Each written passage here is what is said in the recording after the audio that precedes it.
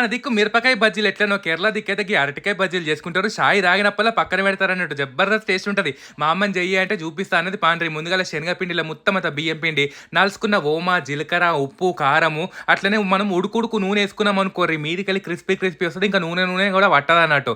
మంచిగా కలిపేసుకొని సరిపడా నీళ్లు పోసేసుకొని మనం బజ్జీల పిండి ఉంటది కదా గట్ల కలుపుకోవాలన్నట్టు. ఇక మా అమ్మ అయితే స్టీల్ కడాయిలో గోలి ఇయ్యమని అంటే అది ఊకే మాడిపోతుంది అది ఇది అని అంటుంది. అందుకే క్యాస్ట్ ఐరన్ ఒక కడాయి హ్యూమన్ హైడ్రా నుంచి ఆర్డర్ పెట్టినట్టు అమెజాన్లో ఉంటుంది. ఇదైతే ఏంటంటే బందోబస్తు ఉంటుంది, ఈవెన్గా కాలుతుంది అన్నట్టు. ఈ అబ్బాయి ఏమైనా ముక్కుడు పెట్టుకున్నప్పుడు అయితే జబర్దస్త్ పనిచేస్తుంది. మీకు ఎరికే కదా క్యాస్ట్ ఐరన్లో తింటే కూడా మంచిది అన్నట్టు. కూరలు బి వేసుకోవచ్చు. మంచిగా మీదనే పొట్టు తీసేసుకొని మొత్తం డీప్గా తీసేసుకోవద్దు. మీద నార తీసేసుకొని ఇట్లా పొడుగా కోసేసుకొని బజ్జీల పిండిలో ముంచి ఉడుకుడుకు నూనె లేచిరంటే చూసిర్రా క్యాస్ట్ ఐరన్ కదా ఈవెన్గా అన్ని ఒక్కటే కలర్ అవుతుంది అన్నట్టు. ఒక దిక్కు మాడు ఒక దిక్కు గోలకపోవడం అట్లా ఉండదు అన్నట్టు.